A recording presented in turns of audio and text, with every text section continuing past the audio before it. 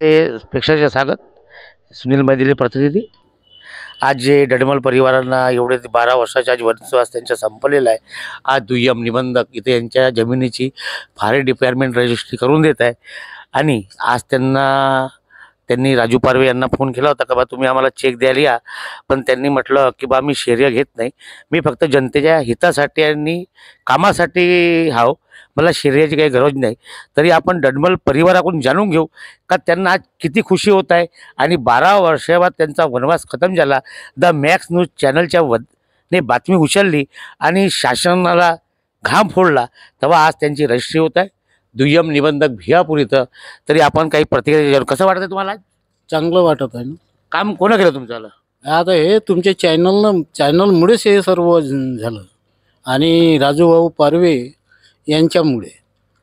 तुम्हाला त्यांनी जो शब्द दिला होता तो शब्द त्यांनी पूर्ण केला का? हो, कसं वाटतं तुम्हाला? त्यांनी पूर्ण केला म्हणूनच हा काम झाला आणि मी त्याचे आभार मानतो का त्यांनी 12 वर्षापासून जे आम्हाला कोणत्याच अधिकाऱ्याने मोबदला मिळवून दिलेला नाही, आज त्यांनी एका महिन्यामध्ये मोबदला मिळवून दिलेला आहे.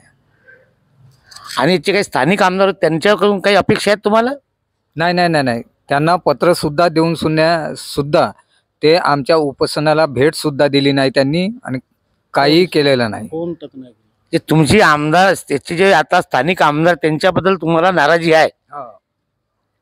ज्या अर्थी त्यांनी भेटच नाही दिली तर आम्ही काहीच नाही हे करू शकत. आज तुम्हाला 12 वर्षाचा वनवास हा ज्यांच्या डडमल परिवाराचा खतम झालेला आहे. आज त्यांची रजिस्ट्री होते आणि त्यांना चेक मिळणार आहे आणि त्यांचा संसार सुरळीत चालू बाजून ती जमीन घेतील.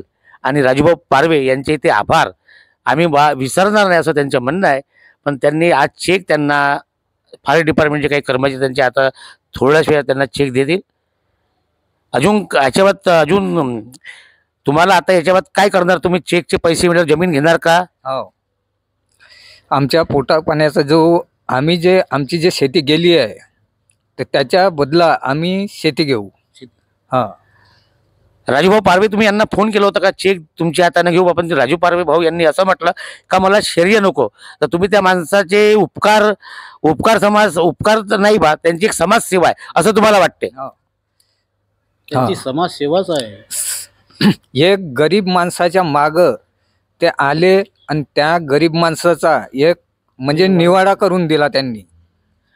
तर जनता लक्ष द्या. पहा, जे स्थानिक आमदार आहे ते उपळ्यावर बसतात ते एके वेळ यांच्याकडे फिरकून बघितले नाही. पण आज शर्य घेण्यासाठी त्यांनी यांना फोन केला होता का बा तुम्ही चेक माझ्या हातानं घ्या.